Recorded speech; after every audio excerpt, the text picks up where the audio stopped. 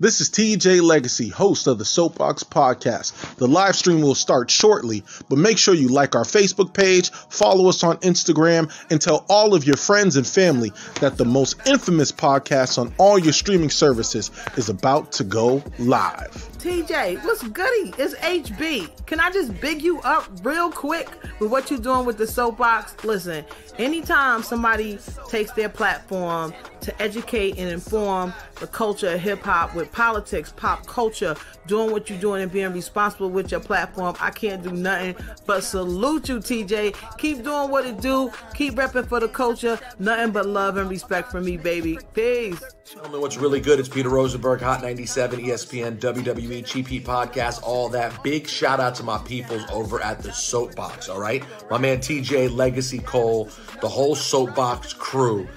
Incredible new podcast, all right? Politics, pop culture, hip-hop, even wrestling on occasion. It's all there.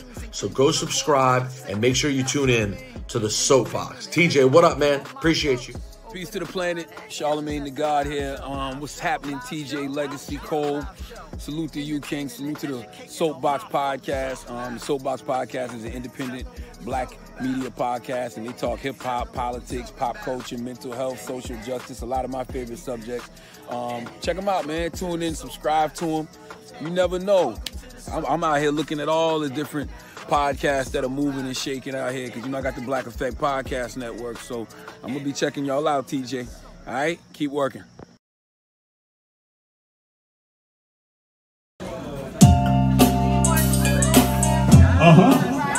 The bounce is back. Yeah. Your boy is back. I know you'll miss the bounce. Here we go. Yeah, your dude is back.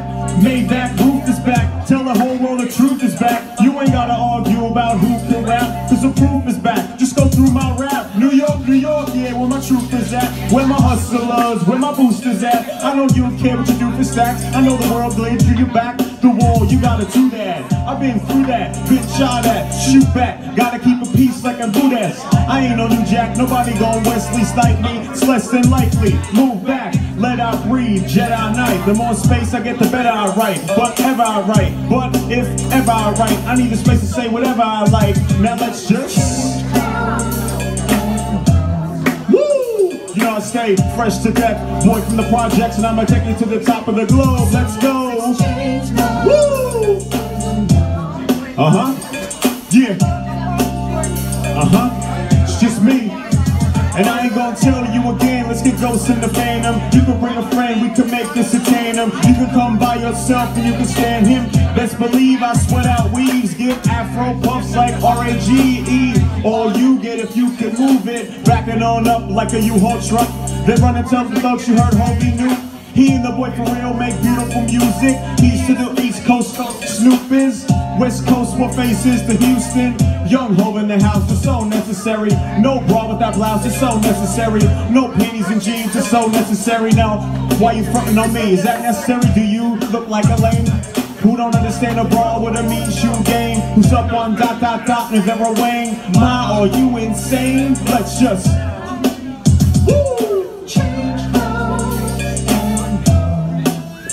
I stay fresh to death, the boy from the projects, and I'm gonna take you to the top of the... Yes. What's going on, everybody? How are you? This is the Soapboxx Podcast. I am your host, TJ Legacy, and I am excited and happy to be here on this new episode of the Soapboxx Podcast as we are trading places. But first, before we introduce our guest host for the episode, I do want to make sure that we introduce the lady all the way from Tallahassee, Florida, on the hill. What's going on, Giovanni? How you doing? Hey, what's going on, everybody? Definitely happy to be here, and I'm doing pretty fantastic today. I know you had a busy week because the Florida Legislature is back in session, and now you are ripping and running on the Hill, and we're going to get that Hampton on the Hill report. So I appreciate you being here as always. What is that? Is that Versace you got on? Yeah. You know, Yeah, are we? It's like I've had it forever. Yeah. Shout out to our bougie ass podcast. But hey, Soapboxx Nation, please, or those who want to be a part of Soapboxx Nation, please don't forget to follow us on Instagram, Soapboxx Podcast with 2X. That's Soapboxx Podcast with 2X. We are happy to be here. And ladies and gentlemen, we are trading places. As you see that Jesse and Alan are not here for this episode, so we're recording, but we have a team of giants that are stepping in. All right, so let's do this justice. You guys already know her. Bottomless Conversations podcast host. She's TJ Chapman show co-host. I'm sure she's doing other projects coming to a city or a hood near you. All right. We have Morgan. What's good, Morgan? Welcome back to the Soapboxx Podcast. You're muted. Thank you for having me again. No problem. Friend of the show. I was telling Morgan off camera, Giovanni, that I'm glad that she picked up and answered my DM because TJ Chapman's been acting brand new. Tell TJ I'm looking for him.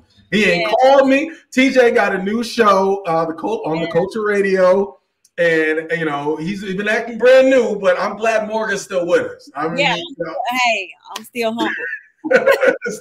Still humble, absolutely. And then next we have another friend of the show.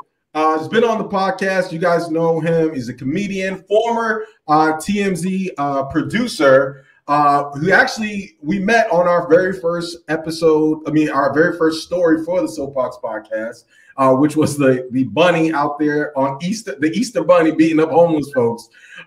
Evan Berke, comedian Evan Berke, what's going on? Welcome to the Soapboxx Podcast, man. Shalom. It feels good to be here. Oh man, this is great. I'm so excited. So much going on in the world to talk about, and who better to talk about this stuff with than you, Mr. Legacy. So thanks for having me. Appreciate you. Praise hands, And also new to the show, because we always want to make sure Soapboxx Nation gets new voices, right? We want new voices listening to us. And for those who are listening, because we have a following in Portugal and the UK and internationally, we got a treat for you because we have an internationally published model and podcast host of the New Blurred Order podcast. If you guys follow us on Instagram, you know who this is because I was on their show last week and it was a dope show with comedian Vince Taylor and his and Ty and the other Ty who was on there. And so we have Yaz. Don't call her Jazz, call her Yaz. Welcome to the Soapboxx Podcast. Welcome to Soapboxx Nation. Thank you, guys. I am so blessed and honored to be here. Oh my God, TJ, last week was a blast, man. Thank you for honoring me on being on your podcast this week, man. It's a blessing, no lie. I'm too blessed to be stressed. Good. I appreciate. See all the positive energy, everybody, the gratitude for TJ when you come on the podcast. Then when I start talking, it's gonna be like, I can't believe this motherfucker has a show. This dumb ass yeah. So I appreciate the pleasantries, but let's definitely get into the topics. As you all know, Soapboxx Nation, we here on the Soapboxx, all right, Giovanni, we have been on Baby Alert. Yes, Baby Alert. Giovanni, Soapboxx Nation. Yes. Okay, Soapboxx Nation. We are now pod parents in the house. We are pod parents. Oh no, pod godparents. There we go. Pod godparents. Our beloved Jess A. has a newborn baby. We don't know the pounds and ounces. That was the only thing. We forgot to ask about the pounds and ounces. But the name. Are we giving details? Or I wasn't gonna do the name or the pictures. Okay. Let Soapboxx Nation know. Yeah, we'll let Jess do that because it's personal. It's personal. Correct. But yes, but definitely Precious and Jesse. is a great mother already of 2. So we know that she's going to be very, very good to new pod baby. Yes. So we appreciate you, Jesse. And Jesse has been on maternity leave from the podcast, and she can take as long as she wants. And when you're ready to come back, Jesse, we are here for you. But the most important thing is that Jesse is healthy and the baby is healthy. And so we miss you, Jesse. And whenever you want to come back, you come back. The other host that we have, who I thought was out of town this week, but I thought Alan was out of town this week, but he's not. He's out of town next week. So Alan's just taking a day off. So he's on leave by accident because I forgot to put him on the rundown. But Alan, who's consistently on the podcast, thank you for also your contributions to the podcast. And we will see you in 2 weeks, nice and refreshed. But we have what's popping for our crew. So let's do this. Yaz, what's popping with this coach being fired or being suspended? What's popping? Yeah, guys. I just had to shake my head at this one because I am an avid sports person. I shouldn't say that actually. I'm a softball player, so I take sports very personal to heart because I played sports my whole life. Like I could have, I could have had the opportunity to go pro if I wanted to, but I didn't want to be a baseball player my whole life. So if I would have done it, I would have, been in the same boat as this guy with my enthusiasm. But this coach over, oh God, man, this coach definitely got some really hard backlash, I feel like, and I don't feel like it was justified. Like I feel like there was some serious wrong done to this man, and it was just not right. So let me just give you guys some rundown on how this happened. Yeah. So this basketball coach, he was suspended for his team beating another team. Get this, the score was 161-2. Damn. Okay. That was a hefty, no lie, that was a burn. They must have been playing on rookie level. So there was backlash. Yeah, he got some major backlash, and he's a basketball coach. You know what I'm saying? So it's not like it's like college ball or nothing. It's high school. We're being serious about high school right now.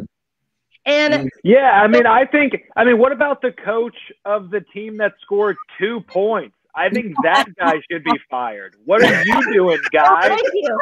Exactly. Thank you. So. Oh no, I'm sorry. Go ahead, Morgan. Oh no, I was just agreeing. All right, so you guys got to hear this though. Hold on, right? Yeah. So this is in Southern California, by the way. This happened. All right. A high school basketball coach was suspended for that reason of his team beating the other team 161-2. Now, what I don't understand is by halftime, they were already getting beat 104-1. When you have called the game at that point, why'd you keep letting those kids play? Right. Can we also comment that would indicate that the other team didn't even score a basket?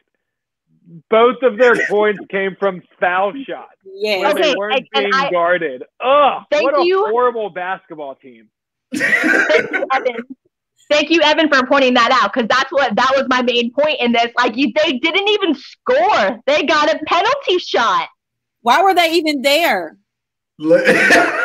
Listen, look. There's 2 takes I have on this. One, these are life lessons. Fuck that other team. It's their job to stop you from scoring. Right. And my second take is, if I was the one that scored those 2 points, do you know how much swagger I would have in that girls' locker room? Yeah. I got no help. Y'all not gonna help me. Y'all not gonna help. Right. I got to carry the whole team on my back. 2 points. I'm the only one on the stat sheet. Do you know? I'm cutting in front of all the lunch lines because I was the person who represented the school with them 2 points. All right, they fouled me. That's the only way they could have stopped me. They fouled me. You're not getting enough credit. This coach is not getting enough credit because 162 points, and now we find out that, I mean, it was a women's basketball team. I mean, that's even more impressive. I mean, come on. This coach deserves to be coaching in the NBA. I mean, imagine if you're doing that with a women's high school basketball team. Imagine. That's all I'm saying. The potential for that guy. I agree with you. I agree. Yes, did they say how long the coach was suspended for, or? Okay, so, this was, my God. So, mind you, all right, the coach he even like tried to, like argue because the other coach, let me just read to you literally word for word that this coach said, right? So the coach on the team that lost, he got, he said they shouldn't feel sorry for his team. Which isn't learning the game the right way. His team is the one that's learning the game the right way, and the other team obviously has learned the game the wrong way. That was his main argument, the one that lost.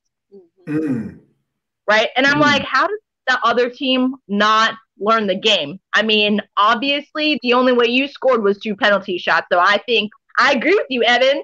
This guy needs to be an NBA coach because he's amazing. His talents are being wasted on these high school children.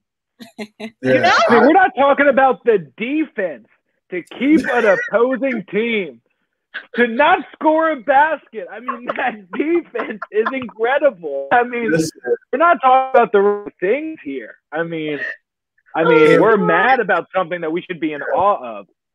If that was my child that scored those 2 points, I'm telling her, I'm going to we need a transfer. We need a transfer because clearly my little baby, right, is out here doing it all by herself, and we need a new team. All right, so that's how we do it. But shout out to that coach for teaching those girls life lessons. Look, in life, they are going to run up the score on you. It's your job to stop them. All right, that's life, that's business, that's everything. So appreciate that, Yas. What's popping? You're welcome. To answer your question, he was only suspended for 2 games after that. We eat that. That's good. But the principle of it, yeah. Thank you. All that, like, really, bro. Like, go sit down on the bench. So I would have been 2 games for 2 points. That's the going rate. I'm like, I can deal with that. I can deal with that.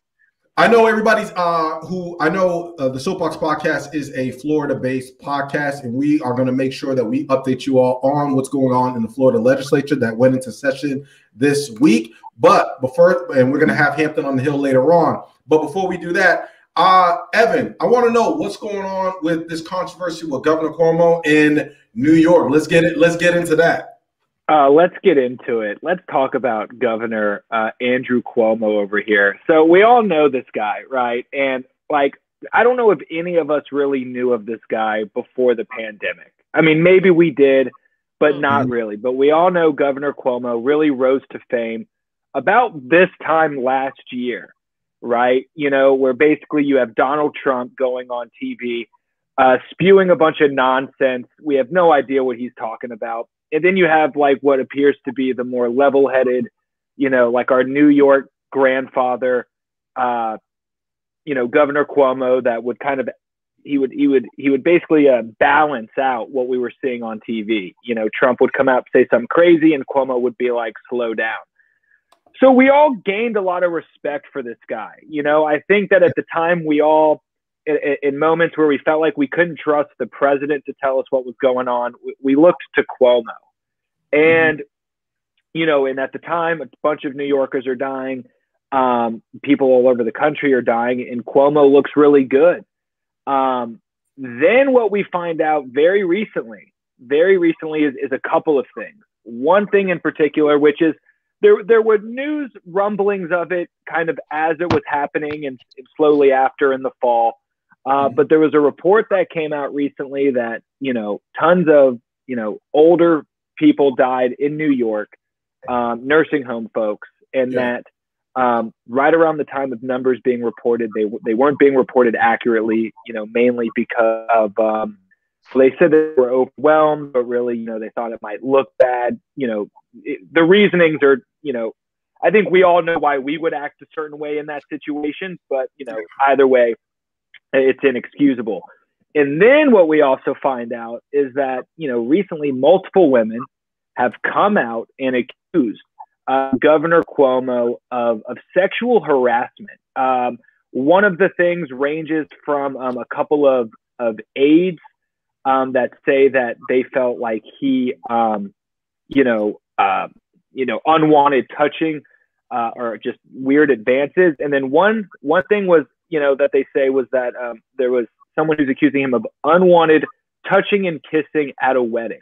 Now, the thing that's most shocking to me is that one of these accusations is from a woman that claims that this happened in June of 2020.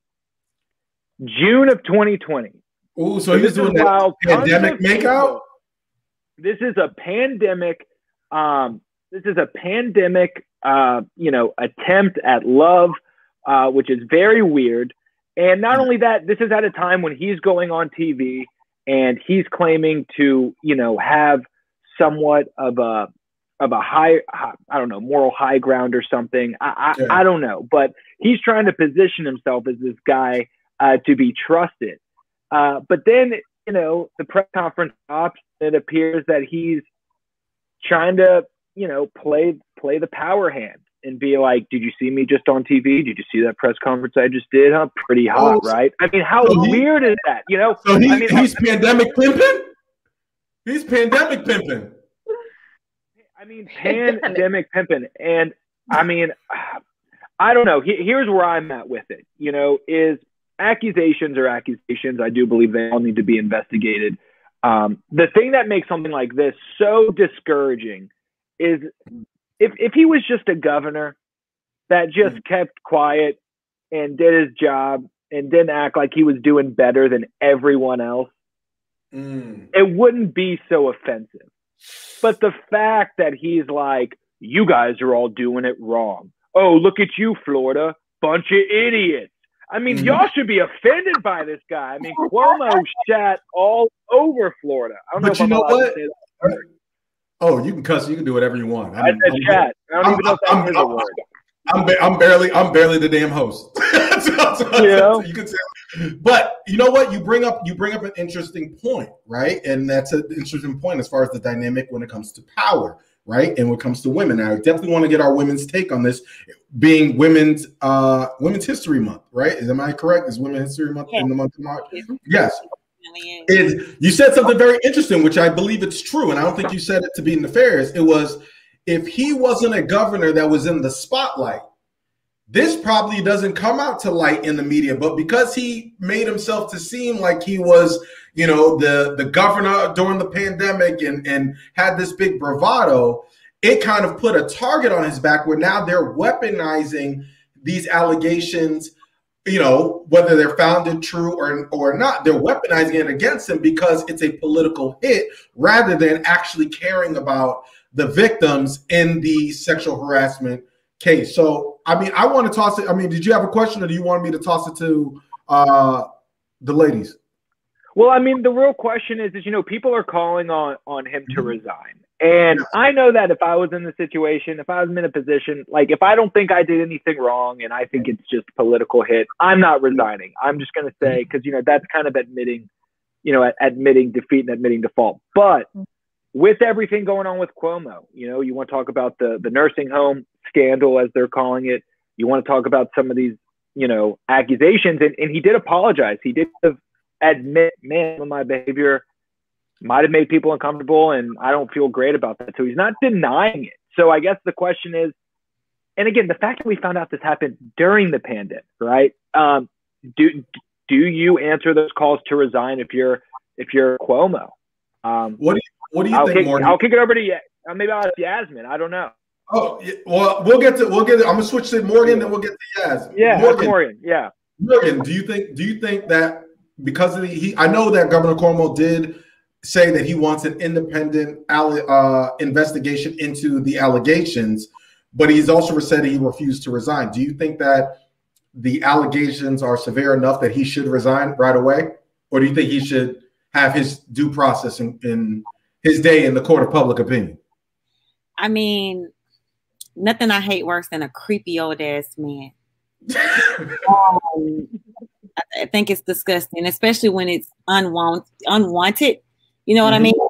That's a bit much for me. The kissing, and I think one of the ladies, actually, there was a photo of him like with his hands on her face, you know, like he was about to suck the life out of her. You know what I mean? That someone caught from a wedding or some type of event that they were at. So, I mean, I can only imagine just the disgust of those women. I mean, yes, I think anybody facing those type of allegations, especially like he said, if he didn't say, no, I didn't do it. He apologized. He said he didn't realize that he made anybody feel uncomfortable.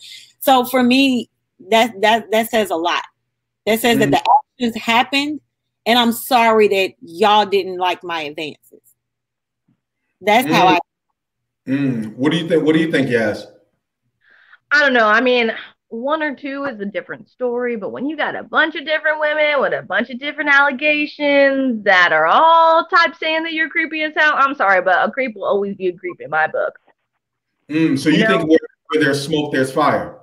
Yes, like I hate to say that, you know what I'm saying? But I am a woman of the 21st century. So, I mean, don't get me wrong, you know, advances are advances, okay? There can be very subtle advances and there can be very unsubtle advances. It's all on how, you know, I guess the person advancing, you know, sees it fit. But at the same time, you know, like we all have our feelings. And I feel like that women will let you know if they're open to advances, you know what I'm saying? And like, we'll either, you know, if you get discussed so many times, you know what I'm saying? Or just like, obviously, you know, they didn't, you know, it was like, oh, you know, it was kind of like awkward, you know what I'm saying? Wouldn't you stop doing those kinds of advances if you were really sorry? That's just what I get at, you know what I'm saying? Like, it's just, I don't know, there's a certain line like that you cross, you know what I'm saying? Like, I get it, but I'm not gonna. I go and kiss my grandmother. I'm not gonna go and kiss every girl that, you know, I see around, because, you know what I'm saying. Like, that's, you know, unless I'm like, hey, just letting you know, like I'm French. This is how, you know, we say hello. You know what I'm saying? Like, you warn somebody before you come into it. It's a different kind of circumstance, I think. It's COVID. Shit. She's like, look, forget whether I'm attracted to you. I don't want to get sick. You grab my face. That too, you know, that is, I mean, I work in healthcare, so I'm always, you know, like, no lie, I'm that person in the middle of the store, someone's standing close, I'm like, hello, do you see me? You know what I'm saying? Really that person? Yes, I'm like, for real, because no lie, I'll literally go to the store and someone will literally stand like so close to me, I can feel them breathing on me. Why should I feel your breath? You know what I'm saying? Like, you ain't wearing a mask or nothing, even before the pandemic. Like, why should I feel your breath on my body? I don't even know you. You're a complete stranger. Like, that right there is an advancement in my book. Like, back up off me, son. Personal space. You know what I'm saying? Like, we all got a personal bubble. You don't cross people's personal bubble unless they let you in, you know, and everybody's got a way of letting you subtly know that it's okay for you to make your subtle movements. Just saying. Yeah. That's the fastest. Get your ass cussed out. Yo, Giovanni, I know in Soapbox Nation, there's going to be some of the fellas that listen to this podcast like, how do we know? How do we know that these advances on these women are not wanted? So can you school I mean, there's no simps in the Soapbox Nation. Of course not. We don't allow that. But for the simp that may on YouTube or on our streaming service stumble upon our podcast and get lost to the land of Soapbox Podcast Nation, what signals should guys look for women who are not interested in their advances? Because Governor Cuomo's using the excuse like, hey, I didn't know it was inappropriate. So what signals should we look for? Well, not me, because, you know, carrots matter. But. Well, yeah, you already know. I was already like, they need to stop acting like they don't know when a woman is not interested. And I honestly, I really do feel like we try to weaken or dilute, I don't know, whatever you want to say, but we just try to make it seem like, downplay, water down situations when it comes to like men being maybe not aggressive but pushy when it in a sexual way. And that it can be intimidating, especially if it's the governor. I mean, it's like, oh my gosh, what? The governor's trying to hit on me. And then if you and women, we all have different, our minds are we all think differently. So some women at 25 years old, I'm not sure how old the other young lady was, but at 25 years old, and you have not been in a situation, you have not been in a situation where an older man has approached you, that could be very uncomfortable and like freaky, just like what is happening here. Me, I live in Tallahassee. I've been in a college town, and lawmakers come up here every year, and it's a mixed crowd. So I've been approached by older men so many times, probably for like 5 years straight. State their names. We got a platform. Which legislators we got to get out the paint? Which legislators we got to get out the paint? You let us know. Well, no, I didn't say legislators, but but I'm just saying in general that I feel like if you've never been in an environment to where older men are going to approach you, then it will be awkward when they do. Now I feel like I'm at the age and I'm mature enough to tell a guy I'm not interested, or we're good. But if you just kind of crossing your arms and smiling like they may think it's okay, and so they may try it again, or they may keep coming back. And so that's where the whole confusion comes in, like, oh well, I didn't know because you didn't really address the situation. Like, I'm good, this is not happening, or back up. Evan, I was just gonna say like, and we're not just talking about any like old guy. We're talking about like the governor of New York, Andrew Cuomo, who like at the time is like one of the Avengers against COVID. Like, it's Fauci, it's Cuomo, it's Dr. Berke. You know what I mean? They are like the superheroes fighting COVID. So he's out here like, oh, I'm sorry, did my cape get in the way? I don't know. It's just, to me, the whole thing feels so weird and creepy, and it's not just like a normal like kind of thing like that. It's like, what was going on with him to where he thought A, it's appropriate, B, you don't have a spotlight on you. Like, we're all talking about how you should potentially be president. What he was thinking was it was COVID and nobody has been getting none, so he had to try to get it from somebody. That's what he was thinking. Oh my God, he tried the wrong areas. Right, yeah. And he's been trying the wrong areas. I'm Cuomo, they're gonna money, Yeah. But baby girl had to let him know, I'm good. I'm not here for the money. He's like, I'm Cuomo. You know what shut down? New York. You know what isn't shut down? Andrew Cuomo. Yeah, right. I do want to ask this. In all seriousness, I want to ask, and I want the ladies to speak on this, because the standard from the Me Too movement, Time's Up, these movements that are advocating for women's rights, the standard has always been believe all women, right? So there's a side that says we should take all of these allegations seriously, right? But then there's an act on them. But then there's also the side who make the contrast argument to say, well, allegations are allegations. We should have due process. So, Yaz, I want to hear from you. What do you think about? I'll go to jump in, Giovanni, and then toss it to Yaz. What do you think about that? Do you think that all of these allegations deserve due process, or is the allegation enough for someone who's in a position of power to just simply go away and resign? What do you think, Giovanni? Well, for one, I think we have to break it down even further before the whole if this person like deserves to be let go because of their political power or whatever that they have. But if we're just talking about fair treatment across the board, I feel like certain situations definitely depend on the person, because let's be real, if we're at the club and everybody's sipping on something, and you got the drunk 32, you got the drunk 50-year-old man who in there because he shows up at Top Flight to look at the young ladies, and he just, brushing all up on you. I'm not sure if that's going to end up in a Tallahassee Democrat. It's just going to be like this man, he stay coming here knowing he's 65 and drunk trying to hit on us. Now, if it was the governor in the club, drunk and tipsy, and started to hit on a young woman, yes, that may be reported, and it may actually end up in the newspaper. So I definitely believe like this stuff happens all the time, but based off of who you are, people hold you to a higher standard. Listen, for everybody who's listening, Top Flight is a club in Tallahassee. So Giovanni's out here leaving breadcrumbs. Somebody did something to Giovanni. She's like, oh, they just won't leave us alone. Don't worry. We will investigate, Soapboxx Nation. We know what she's dropping and picking up. We we'll dive in deeper. But yes, I want to, she's like wink, wink, wink, wink. Look, yes, I want to get your take on it as well. Between due process and whether or not people should resign or should we let things play out.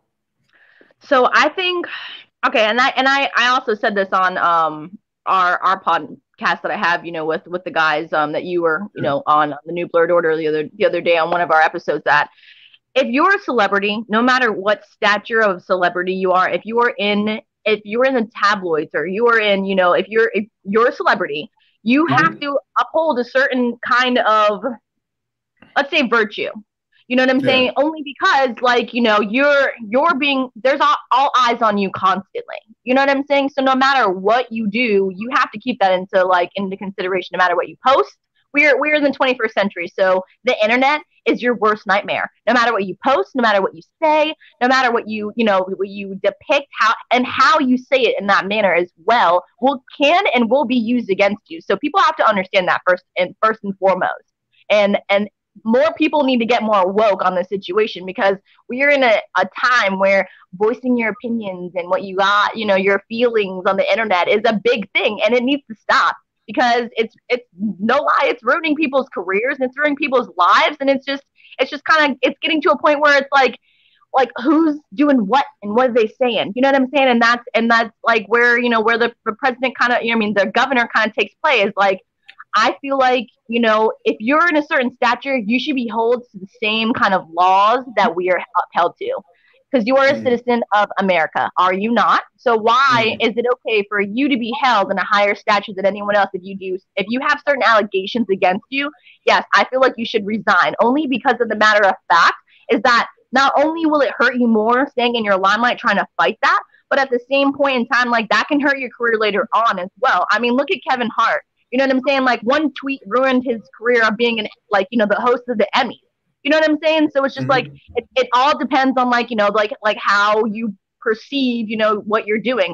I feel like, no lie, any allegations towards anything sexual, whether it be, it be rape or, whatsoever, you know what I'm saying? Molestation whatsoever. I feel like all accounts of that, it's not something people should fabricate into, oh, I just, wanted to say that. I feel like if it's real, then that should be really, that should be really taken care of. That should be really looked into, no matter what. Okay. Like, that is something that continuously is something that we need to work on as a country, because it happens everywhere, all over the country, everywhere. You know what I'm saying? And then it's never going to stop. And that's horrible. And it's wrong. And it doesn't happen to just women. It happens to men as well, and children. And it's just, I just feel like no matter what, it needs to be taken care of. Look, I have told the story on this podcast before where a handsy older woman has in a church grabbed me up in my netheries. I've told that story before. It happened, and it was a restoration of rights meeting. I was like, but yeah, she took her hand and decided to dip her hand in the offering basket. Morgan. Just because you're a man don't mean you can be subjected to rape, okay? No, or molestation. Yeah. No, I'm sorry. Yes. No. No one is exempt from that, and that's what's horrible about it. Even babies are, you know what I'm saying? Like, that's how wrong people are in this country. You know what I'm saying? Like, that's what's wrong with, like, people in this world, is they don't see them as human beings. You know what I'm saying? And that's, I don't get that point, in fact, in people, like how you go from, we're all the same race, we all put our pants on the same way. Like, why would you treat other people in the same way you want to be treated? The golden fucking rule should be a golden fucking rule, Dope. Love it. Morgan, where do you stand? Due process or we believe in all women? Off rip. I mean, the hood dudes is nervous. They're like, oh shit, Morgan's talking. I know I done made a pass at her. I know there are women in the world who, for their own personal gain will falsify allegations and say someone is, and that's unfortunate. But in this particular case, like we mentioned earlier, he never denied anything. Just, oh, my bad if you felt some type of way. And because he is, and him being in him being the governor, it's like, oh, well, he didn't mean any, he meant well because he's old. No, old ass men can be creeps too. I think that, in order for the Me Too movement, to continue to thrive like it is, we have to take all allegations seriously. We have to at least do the investigation to make sure it's legit, not only for the victim, but also for the person who the allegations are against. So right. I'm all for fair in making sure that, but in this particular instance, like, he didn't deny the actions, just, oh, my bad that you didn't like my old ass, saggy ass balls rubbing up against you in the party and shit. Listen, y'all are making some dudes nervous. Stop sliding in these girls' DMs and rubbing up against them. Yeah, but I bet he was like, these balls are gonna save America. But here's the thing, and maybe we can leave this for another conversation on another day.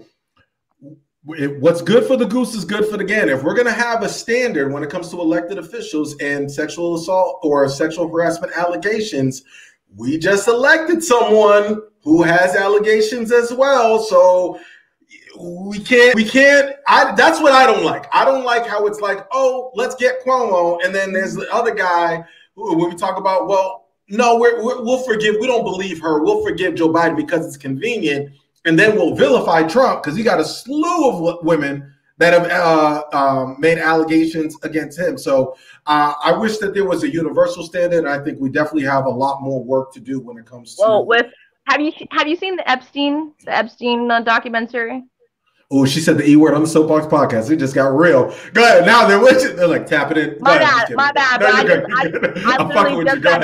literally just got done watching this because my fiance was like, "Babe, you've got to see this," and I was like, "I don't know if I really I don't know if I'm in the right mindset to be watching this right now because I know the man that passed away and all, but yeah." Whew, to Jesus, I might bring him back just to kill him again because it's like, what is wrong with some people? You know what I'm saying? Like, what? Like 15-year-old girls, and no lie, there's mad videos and pictures of him with Trump and him Trump pointing at people and all kinds of stuff in those documentaries. So Trump can say what he wants, but I'm sorry, but pictures are worth 1,000 words and videos are worth even more. So let's just say that.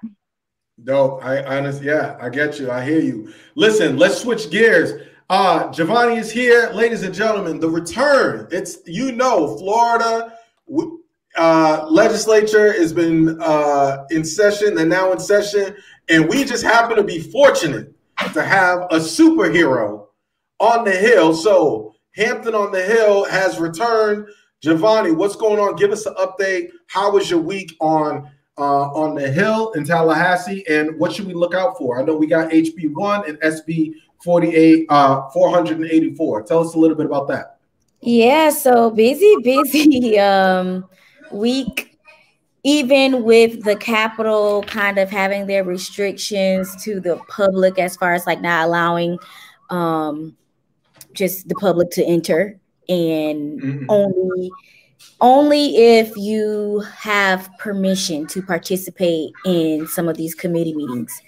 And then for media, it is kind of very similar for media as well. You have to have tested for the coronavirus. You have to have proof that you tested negative.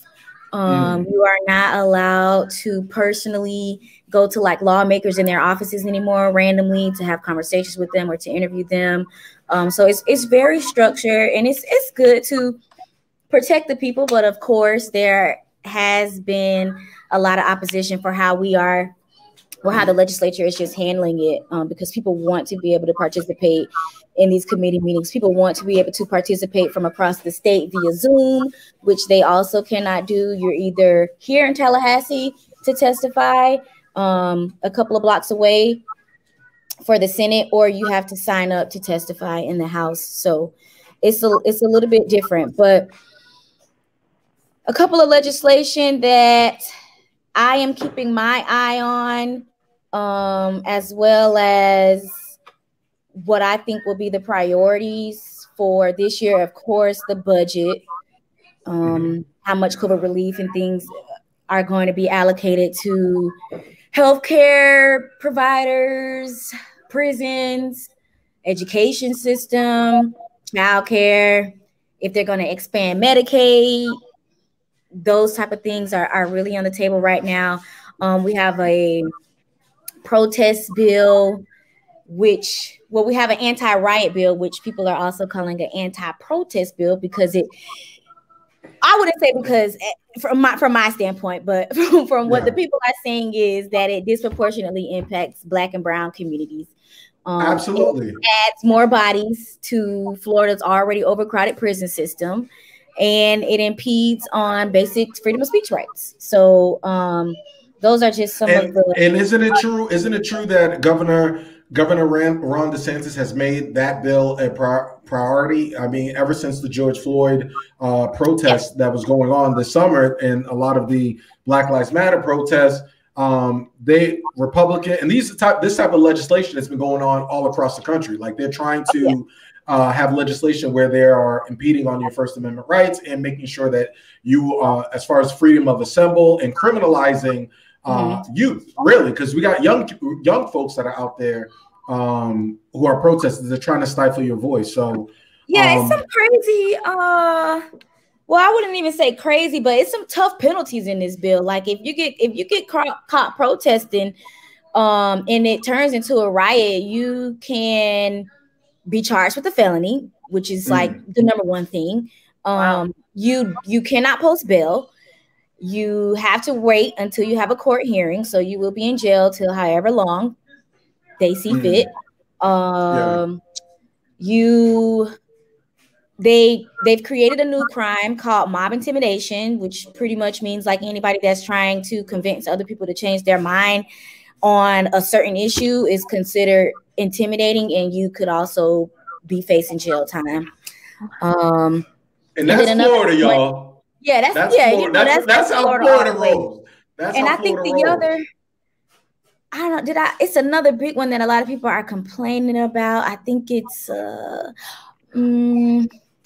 what is it? I don't know. There was legislation, and I'm not sure if this is still in the bill, but earlier it was talked about how a part of it kind of reminds people of stand your ground. So like if you're protesting and you're in the street and you get hit by a car, the person who hits you by the car, they won't be, there's no liability for them. Yeah, and they won't be prosecuted. So pretty much you'll be going to jail for protesting in the street, and that other person is going to be going home and laying in the bed. And it's not going to be considered a hit and run or anything. It's just going to be like you shouldn't have been in the street. And this happened in Tallahassee, and it also happened in Charlottesville, as we know, the young lady that died because she was hit by a white supremacist with the car because she was protesting in the street. And I just think that this is going to, again, in Florida, deputize some of these white supremacists and give them a green light to actively, now that they know that they have their rights protected, right? It's going to actively make them want to go out there and be the next George Zimmerman and use their vehicle as a weapon. And it also gives more protection to law enforcement, not like they needed more protection in the state of Florida already because they have the Police Bill of Rights. It's also going to make sure that law enforcement, whether you're an activist, it criminalizes activists like myself and other activists. If we want to use our voice and rally and galvanize people in this state against oppressive and discriminatory bills, then all of a sudden we're public enemy number one, and they'll slap a felon on you. And what they really want, right? They really want you to lose your right to vote, right? So go ahead, you become a felon, they use your right to vote, then you try to go to the clemency board, they'll deny you, all this other stuff. So that's why Governor DeSantis, who is up for re-election in 2022, correct, Giovanni? Correct. Yeah, that's why it's important to watch what he's doing, not just with the pandemic and how he's handling the pandemic, but also watch what he's doing to criminalize you and those communities who are marginalized all across the state of Florida. So we make sure that we're paying attention. You have anything else for us?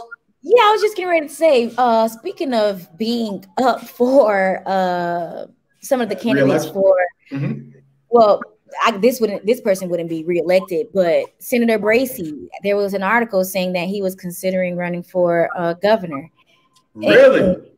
Yeah. Okay. And you had a one-on-one conversation with Senator Bracy. That's a lawmaker representing It's funny you mentioned that. Senator Bracey is a part of the Soapbox Nation and a former guest of the Soapbox Podcast. Yes. Okay.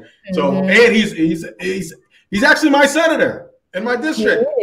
He is. Yes. Yeah. So okay. So I didn't know that. So that's him, and we also Representative Ana Escamani her name has been thrown out there as well, who's also been on the Soapbox Podcast. Soapbox Podcast with 2X. So we have some legislators that are making some moves, but my thing to the Democratic Party is funny you mentioned that.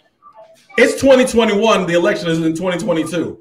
You should already know who the next gubernatorial candidate is going to be if you're trying to be baby Trump over here in Florida, because Trump did win Florida, so it's an uphill battle. So, Giovanni, I know that you will keep us abreast on all of the legislative issues throughout the legislative session in Hampton on the Hill. So I just want to thank you for that and all your hard work that you are doing on the podcast and on the Hill to keep people educated as well. So I appreciate you.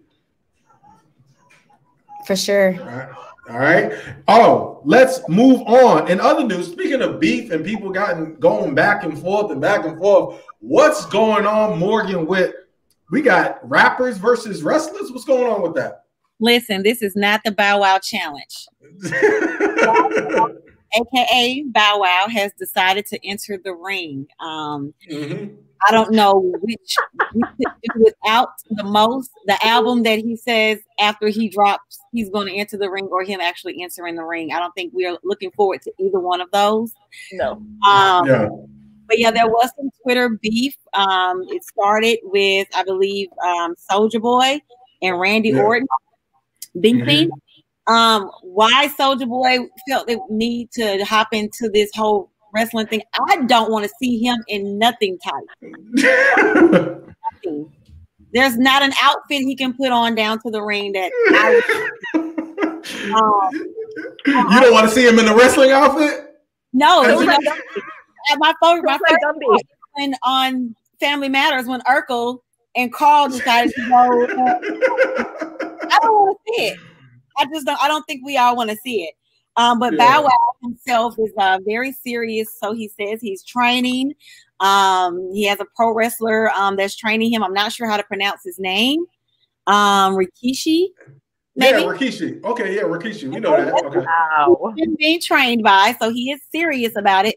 I don't know why he expected for, those guys who have been in that industry for so long, who take it serious, it's their career, to just be open arms, because we all know he's full of, stunts. Yeah. So if this is just another stunt, we can do without it.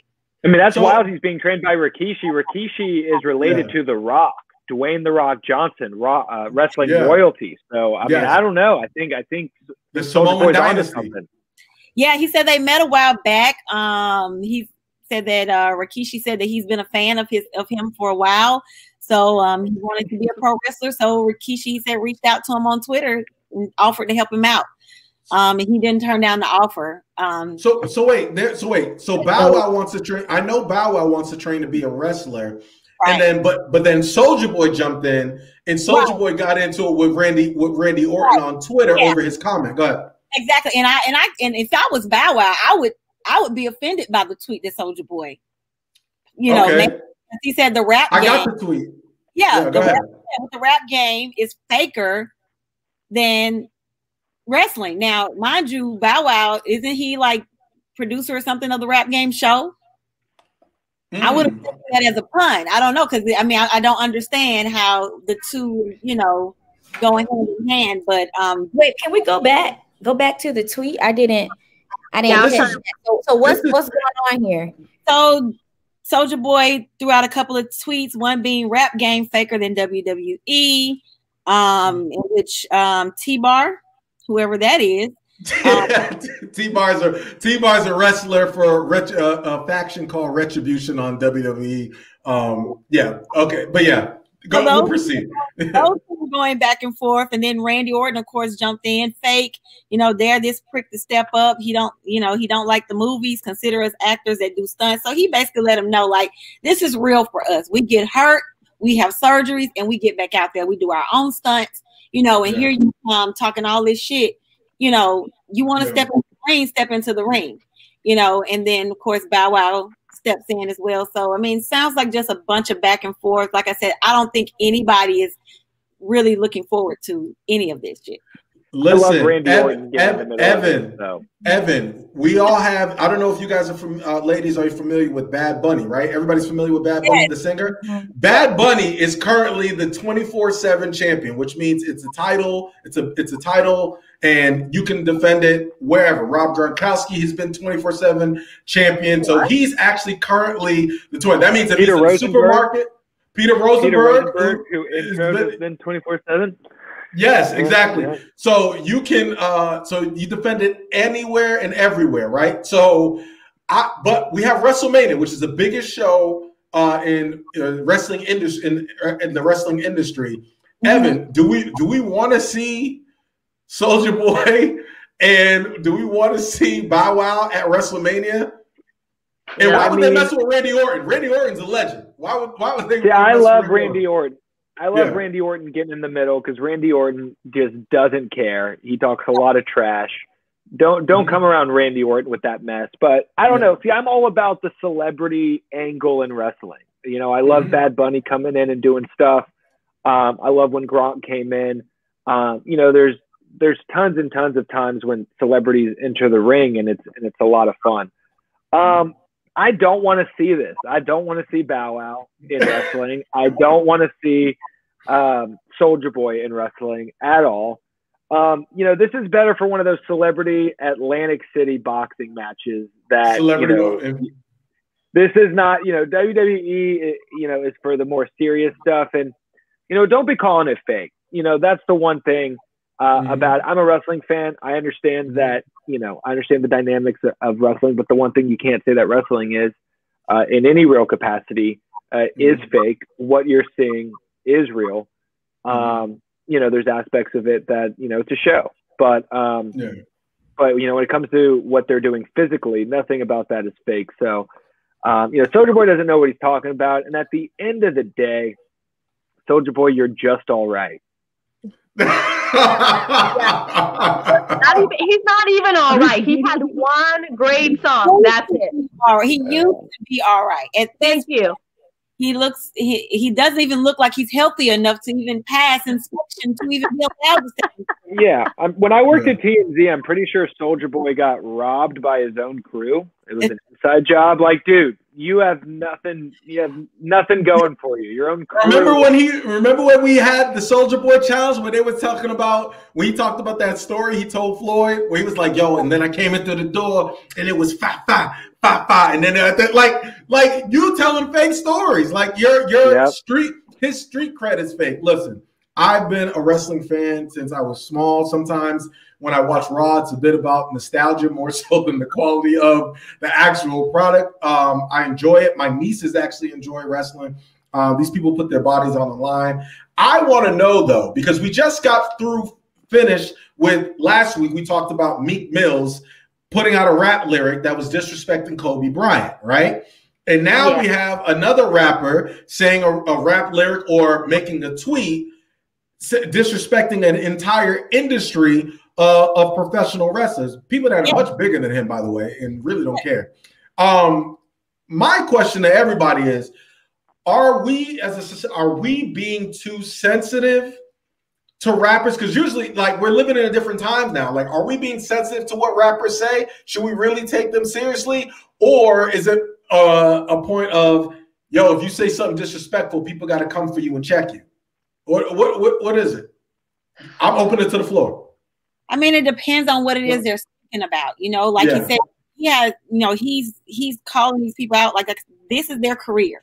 And you know, the physical aspect of it is not fake. Yeah, it may be a crazy, stupid storyline because it's somewhat of a soap opera, but at the end of the day, people actually get hurt. I grew up watching wrestling. I've seen wrestlers be hurt for real on television, and you know, I always thought it was real, just in general. And for him to make a statement saying that, you know, what you do is fake, and I stand on that, that's the insult. That's disrespect.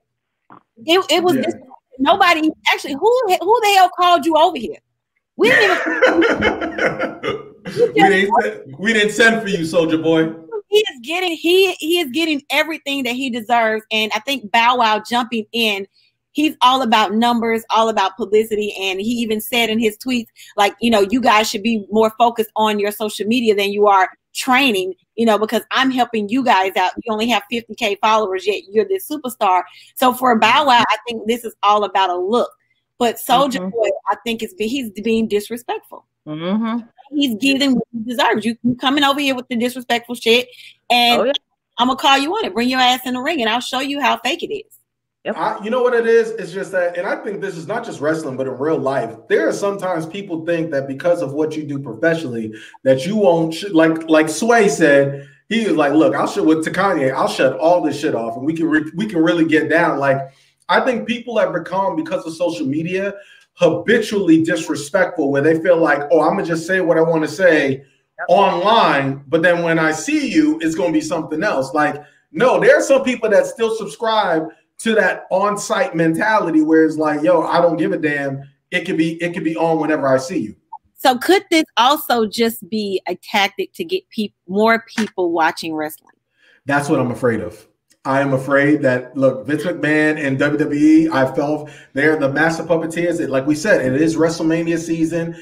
Bad Bunny. There was even once a time where they talked about having Cardi B host WrestleMania because they mentioned her on a WWE broadcast. So we shall wait and see. But like Nate Robinson, who was in Celebrity Boxing, found out, we need to realize that when you step into somebody else's different arena, that the propensity to get hurt is greater. But I do want, before we wrap, because I know Evan is with us.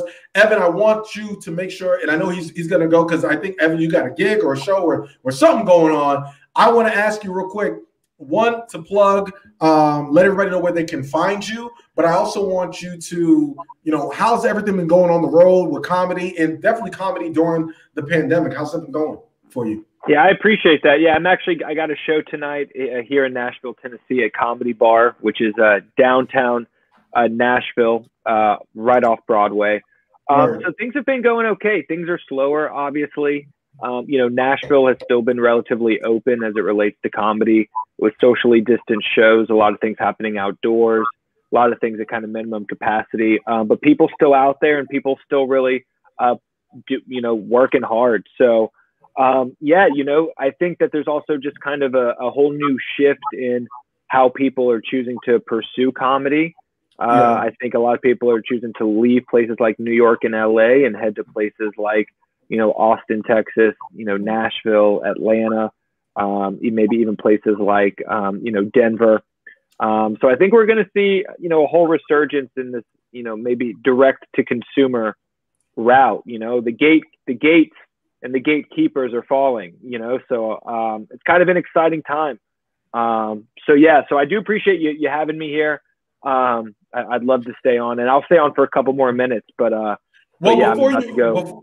But before you go, because I know we have this segment towards the end, and we'll get to moral of the story.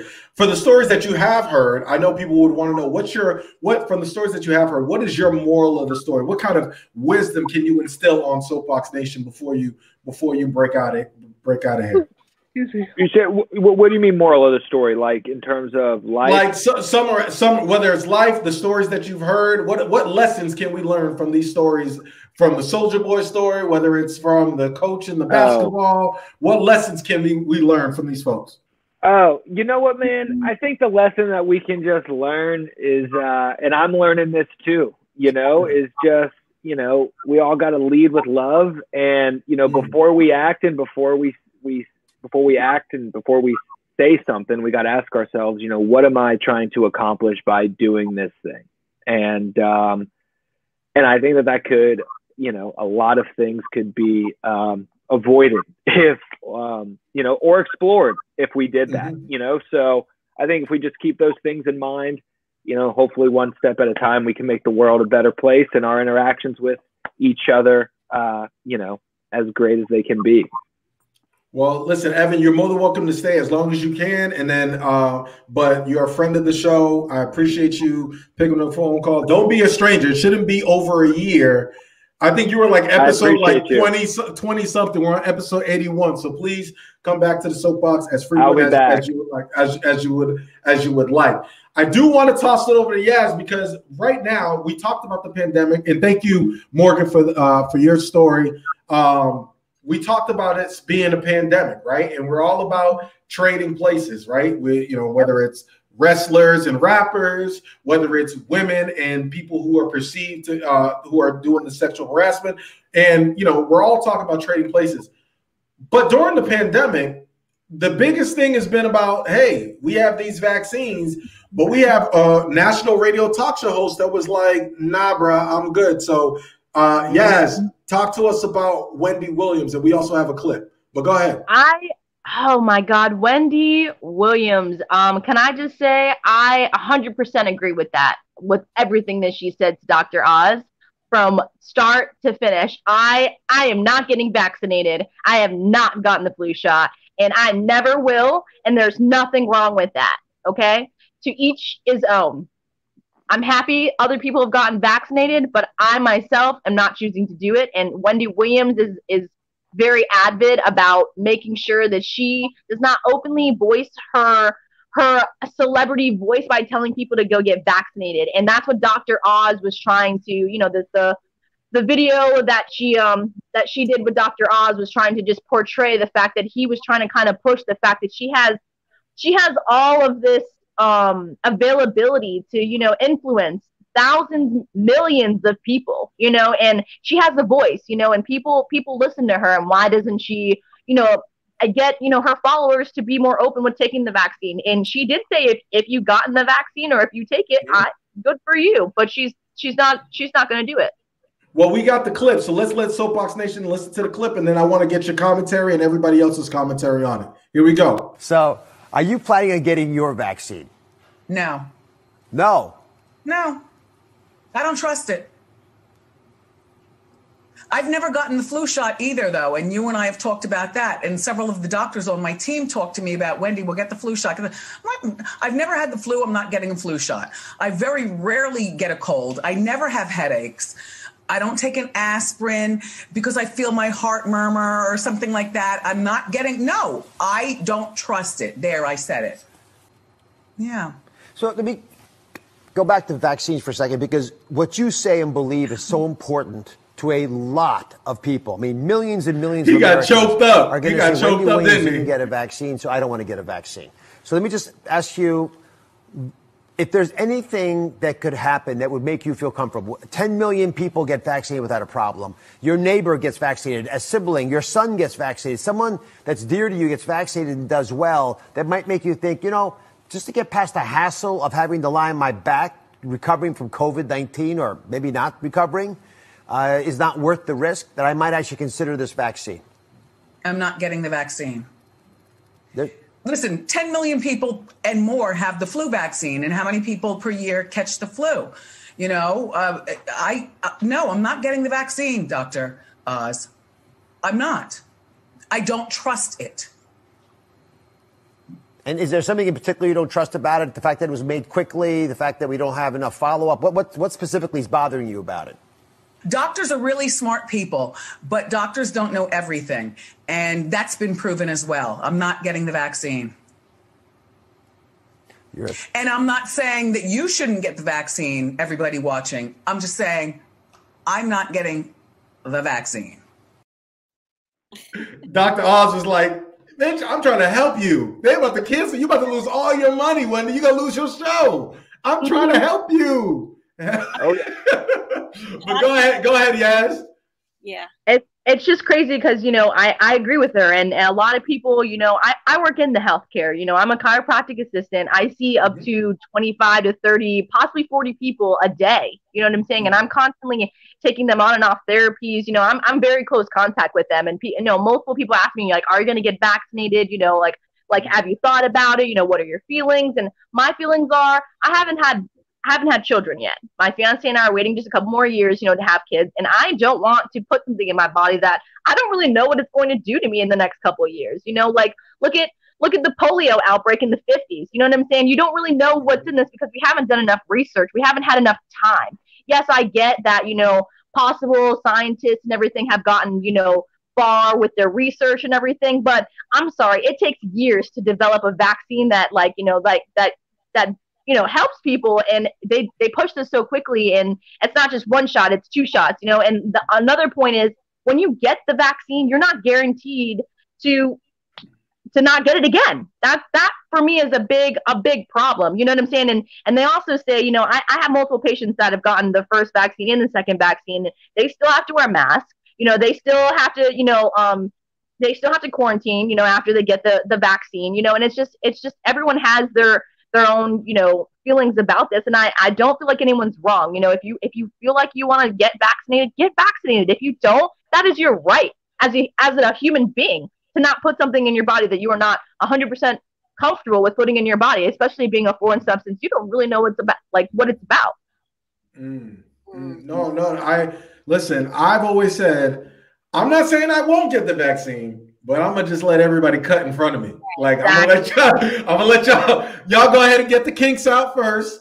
I'm gonna let y'all cut in. I'm not saying I'll never, because I never say, never say never. Right. But I'm just gonna let if y'all want cutsies, I'm gonna just say, go ahead. I'm good. I'm still looking at the menu. I don't know what I'm gonna order yet. So y'all just go ahead of me. So just kind of felt some type of way about it, maybe because Wendy has put far worse in her body. I was just about to say, someone who used to, I don't know what was Wendy's drug of choice back in the day? What was her drug of choice? Was it coke? Was she doing coke back in the day? I mean, the thing about it, I get it. She's like, I don't trust it. I don't, but I think a lot of people are just really looking at her like, well, you probably put worse in your body that you really don't know what, you know what I mean? And, but I respect her decision. I'm the same. I don't feel a need to go and get it. I don't get sick all the time. I've never had a flu shot. I don't believe in partaking in something that I don't feel like I need. You know what I mean? If it's not broke, don't fix it. I get it. Right. I don't just, her, like, it's like almost like the audacity of you to feel that way about a vaccine. We know you pumped your body with far worse. And we've seen you on national TV fall out because of your health not being where it should be. And here you are saying doctors don't know everything. And, I think her choice of words, she could have just simply said, I'm not to get it. But her going as far as saying, I don't know what it is and doctors don't know everything. Now you're crossing the line, because at this point we've seen on your documentary as well as on your show that you haven't been the best to your body.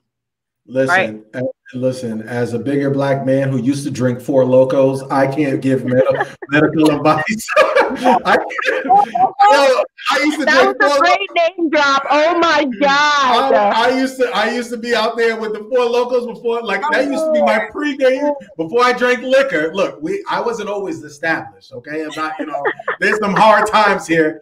Before I had the opportunity to have, buy liquor and wine. It wasn't always wine. This used to be a Four Loko in a can, and I used to sip it, and I used to sip it slow. So I can't really give anybody medical advice, but I do understand people's hesitation and their cause for pause when it comes to vaccinations, when it comes to medical. And I think it comes a lot from the distrust that people have in our government system, especially when you're a black person or someone who's a minority. There's something called the Tuskegee experiments. Like, there are things that have happened when it comes to medical wise that and then I know Evan had brought that up off camera. He talked about Hank Aaron had the vaccine, and then Hank Aaron passed away, and so we don't know if it's connected, but some things are just too close for comfort. My question, I want to toss it to you, Giovanni, right, is do you feel comfortable with someone telling you that you have to get your kids vaccinated? No. Jay? I mean, you mean like if they go to a public school? Yeah, because I think what's going to happen is when you're looking for like unemployment benefits or anything that's government related, I think they're going to start pushing, because they really President Joe Biden said, oh, we have enough vaccines for everybody. Come get it. Come get it. And so I think that they are trying to, push people to get vaccinated, right? But you know, if they ask you, hey, your kid needs to be vaccinated in order to go back to school or do anything like that, should there be a government mandate? I know we have Soapbox Nation chiming in before. We have Sean McQuaid, who's also a friend of the show. He says he's pro-vaccine, but the government shouldn't make a mandate. So there's no. I don't think that they should mandate it. And if they try to, I don't think it's gonna work. It's not gonna work. It's not gonna happen. People are really gonna be protesting outside of those schools and offices and county lawmakers. It's gonna be a whole mess. I don't plan on giving the vaccine to Noble. Yeah. I just feel like, you know, if it comes back when he's 18 years old, then he can make that decision. And then, of course, 18, or not even 18, but 15 years from now, maybe there may be more studies on it. And it may be different for him. That's I'm with the whole wait and see approach when it comes to these vaccines. I don't know. I don't like needles in general, right? So I don't like that at all. So and I'm defiant by nature, so I don't like people. You know, that's probably why I'm single. I don't like people telling me what to do. Okay, that's my cross to bear. Okay. Not even that, but they're mandating it. It's like, you know, you don't even have they're taking your choice away. And then I think that's like the biggest problem. You know, we are a country that is founded on the fact that, you know, we are pro-choice. You know what I'm saying? We are pro-voice, we are pro-choice. And no lie, in the past couple years, you know, like I just feel like more and more like our amendment rights are just being taken, you know, slowly they're inching closer and closer to get, you know, taken little by little. And it's not just with one thing. If you haven't noticed, you know, it's a buildup. You know what I'm saying? It's like what you were saying earlier with, you know, DeSantis and, you know, like protester rights. You know what I'm saying? Like what? You know, we've been protesting since before this country even got its independence. Like, what are you talking about? You know what I'm saying? Like, that's how our country was founded. You know, was on the democracy. So I don't think it'd be a wise choice for the government to mandate it, because no lie, in 1776 we rose up against our government and look what happened. They don't want to see something happen in 2022. Well, I think you bring up a good point, because I think, you know, with this being Women's History Month, there are a lot of women who, and especially Black women who are minorities, that they look at.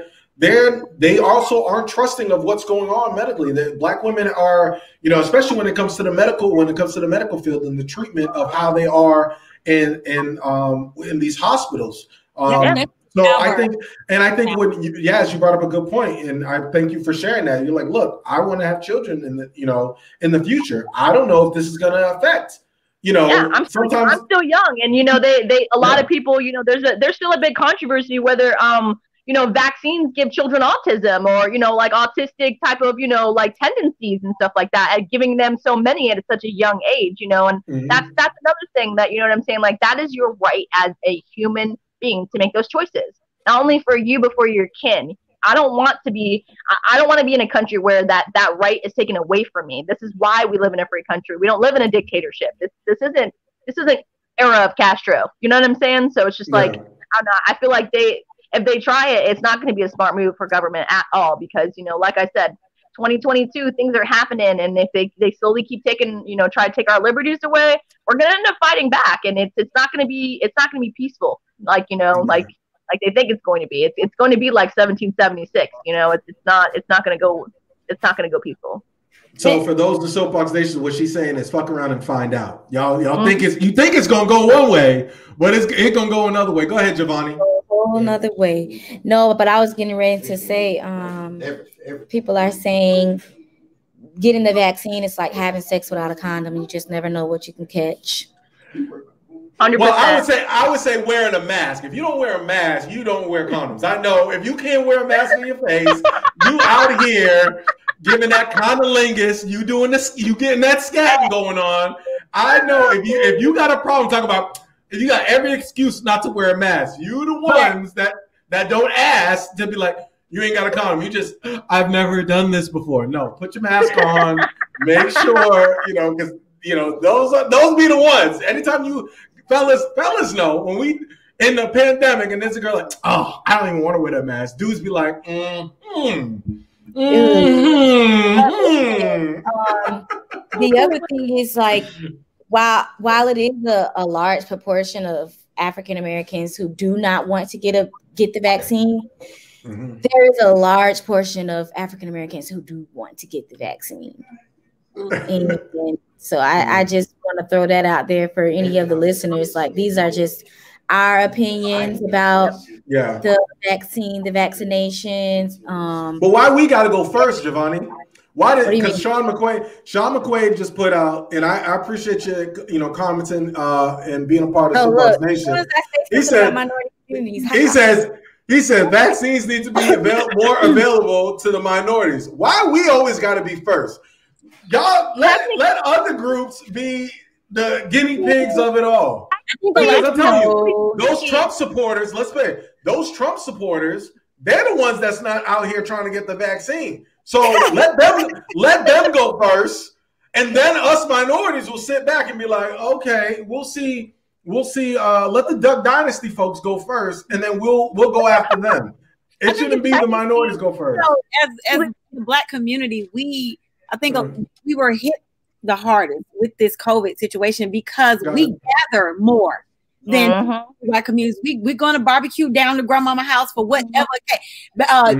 He took his first step, the whole family coming down, we barbecuing. And we're not wearing masks because we feel comfortable and safe around family. So I think we were the most reckless and careless during the COVID, thinking we were safe just because we were gathering with friends and just our only little group of people. And we were hit more often. So I agree. I think Blacks do want to get the vaccine, but we have that, I don't know, you motherfuckers trying to take us down or what, honest and justice. That was a great way to put that, Morgan. Oh my God. Go ahead. Finish your thought. Yes. I agree with you, Morgan. That's you're 100% right though, and it's nuts. You know what I'm saying? Minorities have been guinea pigs for ages. You know what I'm saying? And that just goes back to slavery days. You know what I'm saying? Like we have been guinea, in a science experiment, and it's unfortunate. But you have to also remember too, we weren't the first ones they targeted when they did this vaccine. Old people were. Elderly people were over 65 years old was targeted first, and look what's happened to our elderly community. If you haven't noticed, your grandparents, you know what I'm saying, like it hit the hardest, like with them, you know what I'm saying, like the elderly community, they're scared for their lives right now. They won't go outside, they won't go to nothing if it's not mandatory, like doctor's appointments or something like that, you know what I'm saying, like, and that's where I think it's a big thing. They're the first ones trying to get that appointment to get inside the office to get that COVID vaccine, but at the same time, like, our numbers keep rising because why? We live in Florida, you know what I'm saying, and that is part of the biggest population in our state, is that the fact that we have 65% elderly people in our state, and half of them are snowbirds. What happens when snowbirds go home? They bring their sickness back. Florida is a big, and and a lot of people don't understand that. Yes, Florida is the place to vacation. Why? I have no idea. But, everyone comes from all over the place for our truck rallies, our, race week, bike week, you know what I'm saying? Continuously, there's thousands and thousands of people here. And what do? They gather, they fester, they go home. Yep. How is this ever going to stop if we keep gathering in the same areas where it's the highest at, and then you go home? Yep. That's You're true. you're taking it home to your elderly people too, you know what I'm saying, too, and that's what's getting everyone so scared. That's why everyone wants, that they're like, you got to get the vaccine because you don't know who has it, who's carrying it, you know what I'm saying, and it's just becoming this crazy thing where it's like either you do or you don't. Either way, I'm gonna be screwed. You know what I'm saying? No, I got you. Definitely. Listen, I want to. Does anybody had any parting words on the vaccine topic? No. Y'all it good? is being made more available to go just back to Sean's point. It is being made more available to minority communities. I don't know if he's looking to figure out if it's a community near him, but Walgreens, CVS, all of those places. Yeah. If you're looking Publix, yes, Publix has been really, really busy passing out those, giving out those vaccines. So I don't know why my computer's acting weird. I was trying to get a clip, but I do want us to go. Thank you, Yas, for that story and that topic. For those who are listening to us in Soapbox Nation who've come in, we have internationally published model Yas, who is also the host of the New Blurred Order podcast, and we also have host of Bottomless Conversations and co-host of the TJ Chapman Show. We have Morgan on here, and of course we have Just Giovanni, co-host of the Soapboxx Podcast, and we also had comedian Evan Berke, who used to be he was a former producer of TMZ. Just a little show called TMZ. So we're glad to have him on the podcast as well. I want to let you guys know, I don't know why I was trying to pull up a picture, but for some reason it's not working. But anyway, my unpopular opinion, I know tomorrow, I believe it's coming out tomorrow. Tomorrow is I think Coming to America comes out tomorrow. Am I mistaken or not? Coming to America to go. Okay. Yeah. Okay, I know. If everybody were show of hands, anybody, y'all excited for Coming to America coming out? Just show of hands. I gotta see that. Like, no lie, I love the first one. I gotta see the second one. I gotta see if they're gonna do it justice or they're gonna ruin it, Okay, so what I'm gonna tell y'all is this. My unpopular opinion is I want y'all to be prepared for this thing to flop and for it to suck. It is not gonna be good. I understand for the culture. I'm not supposed to say that, but it's okay. It's okay. I know we love Eddie and Arsenio, and I want y'all to watch Coming to America with nostalgia in your heart because you just want to see everybody. But it's like family. It's like sometimes the idea of wanting to see people is just that. It's the idea. Oh, once that movie comes on, I'm predicting 15 minutes in, we're gonna be like, this was a mistake. Why are we here? How did we get here? Because initially I don't like the premise of Prince Akeem having a son. I don't know how they're gonna and it's Leslie Jones. I don't know how they're gonna do it. Maybe it was the bar scene the night that him and Arsenio Hart's character and Sebi was at the bar scene where all those women that he got hopped up. I don't know what happened, but the fact that after him chasing Lisa, being so head over heels over Lisa, that all of a sudden he has an illegitimate son. I'm not buying it, but I'm happy to see everybody. I'm happy to see Wesley Snipes. So I don't want us to have Black Panther movie expectations for Coming to America. It's not going to happen. And I'm kind of out on some of these remakes. We also we know that they're trying to discuss a Players Club remake. I love the movie. We don't and Drea, who is, shout out to Drea, future guest of the Soapboxx Podcast, future guest, speak those things into existence. Drea is actually trying to be, she wants to play Diamond in the movie, which is Lisa Ray's character, and she got some backlash because she wanted to play Diamond in Players Club. And then Jocelyn from Love and Hip Hop, Stevie, she wanted to play, I forget the girl's name, who was the blonde wig. Ronnie. What's her name? Ronnie. She wants to play Ronnie. That movie is straight to bootleg, if that's the case. I don't want to see that either. Go ahead, yes. That's like them trying to. You remember that movie, How to Be a Player? It's like them trying to remake that movie. What is the point? Some movies just need to be alone, and I'm even touched because they're trying to even remake Rugrats. Let that be alone. Oh God. The series this Christmas. I mean, not this Christmas, but what is that? They're trying to make it into a series now with the Best Man. And I will say this, because we didn't get a movie, I am actually interested to see how that storyline plays out. No, but remember, Terrence Howard, his character at the end was supposed to be engaged. He's getting engaged, so we don't know how that ended.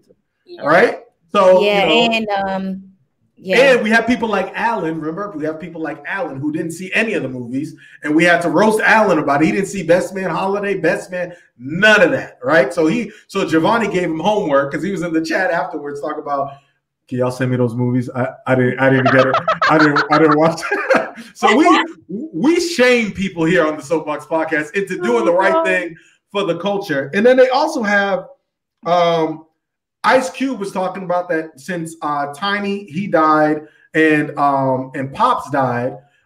He wants to do Friday. He wants to go full throttle on remaking Friday. That ship has sailed. That ship has sailed. It's time to let that. It's time to let that go. It's time to let that go. So and I just please want to don't put DC Young in there. DC Young Fly in there. Not see DC Young Fly as Chris. I could just see them trying to make it so like today, and so they're gonna throw him in there, and it'll just mess it up. But you know who would be? I love him, but I'm just saying. Of course, no. But there are certain things where it's like, yo, I can love your craft, but you just not good for that role. Right now, we also had what's his name? I think would be a good Smokey if they were gonna do it. Country Wayne. I think Country Wayne would be a better actor than DC Young Fly in a role like Smokey or to be a part of Friday. But as far as Friday is concerned, I think it's over. I think the moment has passed. It's too far gone. Everybody's a little bit older. Regina King is directing now. She ain't got time to be playing around in her one of her first movies. Nah, she's big time now. So no, I think that moment has passed. Can't have money to get actors. So I'm out of. So manage your expectations, okay? So before that was my unpopular opinion. But before we wrap, I want to make sure because there's something else that is happening this Friday. And I know that everybody is excited because, I'm glad we have an expert on this subject matter. Just a little preview of what the new Blurred Order podcast is all about. Okay, I'm going to toss it to you, Yas, right? Explain to them what the new, and I'm going to get to you as well, Morgan, to plug your podcast. What is the new Blurred Order? Explain that to Soapboxx Nation. And what are your expectations for the season finale or the series finale of WandaVision that is on Disney Plus? Oh my God. So everybody listening right now, if you are into anything nerdy, please by all means, check out our podcast, The New Blurred Order. We are also on Facebook, add us. We have a great group going, and we go live every Saturday and talk about the show. But WandaVision has been our topic of discussion, and damn, every week I am on my toes, just like in awe at Marvel. Can I just bow my head to Marvel and just damn, those writers can really, dude, oh my God. It's that vaccine. It's that Marvel vaccine. They got you so hooked. Them cliffhangers are amazing. I love them. So this week, the season finale, no lie, I did see a couple, because, I'm one of the admin in our group. And so I did see a lot of spoilers for it. I'm not going to spoil it for anybody, but I saw that the season finale might not be as it's not going to be as built up as we hope. It's not going to be as built up as we hope. Now, mind you, that does not mean I do not have amazing expectations. I was one of those people at the first, second, and third episodes that was loving the black and white. So I'm in awe, and I'm excited to see what is to come. And I think that after the last episode, if you haven't catched it, but with Agatha Harkins, having Wanda's kids and White Vision coming back, I think as I said on my podcast, if you tune in, I think Ultron is coming back, my friend. That's all I got to say about that. Speaking of Ultron, for those who watch the Marvel movies, right? Speaking of Ultron, I did watch Age of Ultron again this week, and I got a newfound appreciation for that movie. Now watching the WandaVision series, so I do appreciate that. And shout out to New Blurred Order podcast for y'all really carving out a niche of real estate where there is a void, where you have Black folks, minorities talking about Marvel, talking about superhero stuff, which is really a space that is kind of taboo. So I appreciated the show. I was on their show, Giovanni, for 3 hours on a Saturday morning, and I went out last night, the night before, and came in at 4 o'clock in the morning, and I didn't feel it. I was engaged. I love the podcast. We're crazy. I love what they're doing. Shout out to Vince. Shout out to Ty and Ty. So yes, check that out. But also, speaking of a podcast, listen, I have not been on Bottomless Conversations yet.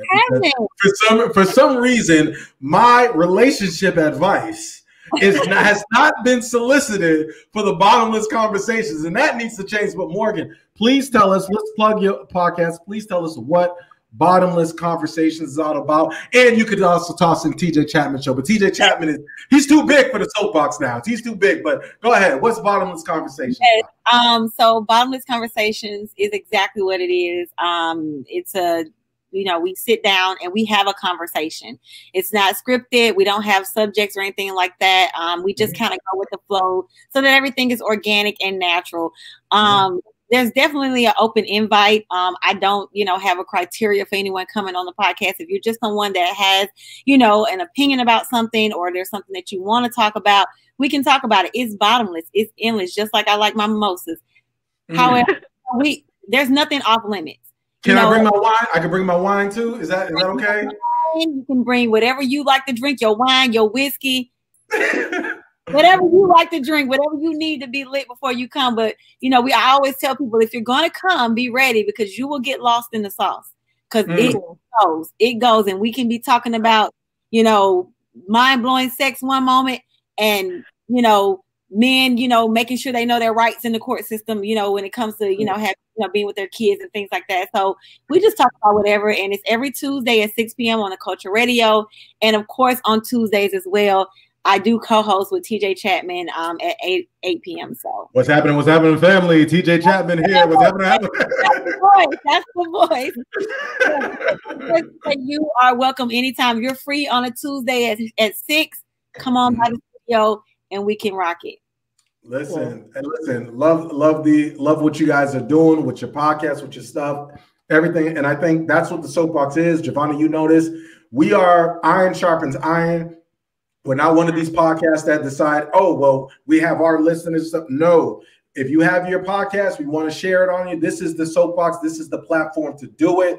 We want to make sure that we network across. You don't necessarily, and we always tell people, you don't always necessarily need to network up where you see someone who's at this level. And you network across to your peers, and you try to build, like, there's enough money, there's enough listeners out here for everyone. So we're not threatened by anybody. And even with our guests, our rule is what, Giovanni? It's like, who we don't get now, we'll get later. You see, so we don't even sweat it. Eventually, we know what we're building, and so we love and appreciate other people who are also passionate about media, and they are building as well. So, and I just want to know, when I get on Bottomless Conversation, I'm at my drink and I'm gonna start off. You know what's wrong with y'all women? Yeah, that's how I'm gonna start. That's how I'm gonna start the podcast. I'm gonna set it off. I'm coming with. I want all the smoke. I could just see the comments just like arising right now. Oh my God. Bring it on. Be ready. Get him. I want all the smoke now, but notice that Morgan didn't say, for the listeners, fellas, notice that Morgan said on Bottomless Conversation that they're talking about mind-blowing sex, not that regular lazy noodle sex that y'all like to pass out on a special Friday. She said mind-blowing sex. So okay, so she put that little caveat on it. Okay, only mind-blowing. But hey, every week we have this segment. It's called Moral of the Story. So I'm gonna start off with my co-host, Giovanni. Show him how it's done. What is your moral of the story? How do we put a bow on this episode, on this thing, as we are trading places? Well, and I'm sorry. And also, please let us know what's going on with your self-love book, who is a published self-love book, and what's going on with you and your motivational speaking and all that good stuff that you're working on as well. Well, all the good stuff is going on as well. Yeah, my self-love book is still out there for anyone to purchase right now. I'm working on a couple of different things. The self-love book is a ebook. It's digital. It's a 7-day step-by-step self-love guide. You don't have to read it in order. It's really just a guide for people who possibly struggle with self-love, and maybe you don't want to pick up a 30-day devotional to do so, or maybe you don't want to hire a therapist. This is just like a breakdown based off of things that I've learned over the process of my self-love journey. So you can find that on my Instagram at justgiovanni.com. And of course, you can find more uplifting and motivational content. That's what I love to do. It's my passion, but my purpose is to be a journalist, and that is why I'm here. So my moral of the story for today would be to stand by your word. I think we talked a lot about, for one thing, if you don't want to get the vaccine, you don't have to get it. So I would just say to stand by whatever it is that you believe in. And my other moral of the story would be, actually, you know what? I think that's it. Just stand by what you believe in, because the conversation before that about the Me Too movement and the whole Cuomo story was kind of still about standing by what you believe in. And so speak up for yourself. My Pour Into Yourself mugs are also available for purchase. Love it. Love the merch. Love the merch. So y'all, check me out. Anybody that's looking for consulting calls, I offer mentorship programs now. And God has really just been working and allowing me to share some of the things that I would like to share in the community. So nice. Perfect. Love it. Love it. Love it. I'm going to toss it over to you, Morgan. Morgan, what is your moral of the story? And also make sure you share your Instagram or where everybody can find you. Yes. So of course you guys can find me on social media, Bottomless Conversations. From there, you can find my personal page, which is Conceited _08. But like I said, I always just channel everybody to Bottomless Conversation page. I'm trying to get to 1K. So y'all follow me on Bottomless Conversations. My moral of the story is to stay in your lane. I think every story, it applies, even down to the basketball team. You know, they should have stayed in their lane. Obviously, that wasn't down to coaching. Governor, stay in your lane. These women don't want you in their space, bruh. Stay in your lane. Stay with the people that want you touching them. Even down to Bow Wow. So stay in your lane. Maybe y'all need to.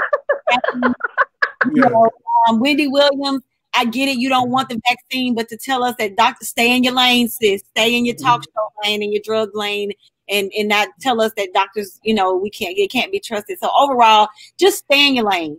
You know, stay in your lane, stand in your purpose, and not, you know, try to, you know, fumble around at other people's, you know. So. Yes, absolutely. I appreciate it. And yes. What is your moral of the story? Your first moral of the story on the Soapboxx Nation. Hopefully not your last. What is your moral of the story? It will not be my last. I had a great time. Thank you for always having me. My moral of the story would be is same thing as we say in the new blurred order. By the way, you guys can find me at Yaz the Model on Instagram. You can also find me at Yaz the Model on Facebook. And the new blurred order is our Facebook group, and it's also a page. So check it out. I'll be more than happy to accept any invites for fellow blurs. And that's for all colors. We do not discriminate on anybody's color. So it may be blurred, the new blurred order, but no lie, I am Hispanic, 100%. So, and our co-stars are white and black, and we're all about uniting as one. We got this great thing in common. So my thing would be, on that note, just be your authentic self. You know what I mean? Like, just, you know, on just following what the ladies say, you know, be your authentic self. You know, don't be afraid to openly express yourself. You know what I'm saying? Like we're in a time and an era where it's okay to express yourself, but like Ms. Morgan said, stay in your own damn lane though. But that's the moral of the story. Love it, love it. Listen, well, first, I want to say thank you all for being on the Soapboxx Podcast. Shout out to Evan. Thank you, Evan, for being on the Soapboxx Podcast. As we like we said, iron sharpens iron. Even though we had some of our co-hosts, one Alan, who's taking some time off. We also have Jesse, who is on maternity leave after giving birth to a beautiful baby boy. Trading places, and I think we can learn a lot from each other if we decide to put walk in other people's shoes. And I think but I really want to talk about, with this being Women's History Month, just like Black History Month, that you don't have to celebrate Black History Month in the month of February. Here on the Soapboxx, I pride myself on making sure that we amplify women's voices, not just one woman, not just two women, but all women's voices in their different perspectives. So I appreciate having three women who are powerful women in their own right, in their own respective individual, in their own individual spaces, to use their voice and speak truth to power and speak on these issues and not be afraid to dive into those issues, because I think, and I think more men who have their own platforms should do the same. I know sometimes for me, it's a little difficult inviting women on the podcast, because when you go and you slide into people's DMs, they think that you're out here trying to hit on them, and it's not the case. Yep. And I'm talking to you fellas who are about to, slide into Morgan and Yaz's DMs because y'all don't know what, because y'all haven't left Soapbox Nation. I'm talking to y'all. They're like, shit, Yaz the model, Morgan Bottomless has endless sex or whatever she just said. Okay, listen, bro. We just had a whole podcast talking about unwanted advances and stuff, even with Giovanni. And whoever's bothering Giovanni in Tallahassee, we watching you too. All right. So y'all make sure that before you violate and you step out of your lane, make sure you trade places with some of these women and understand where they're coming from and their perspective. And that's my moral of the story, is make sure that you don't live in an echo chamber, but you're also living and understanding other people's experiences.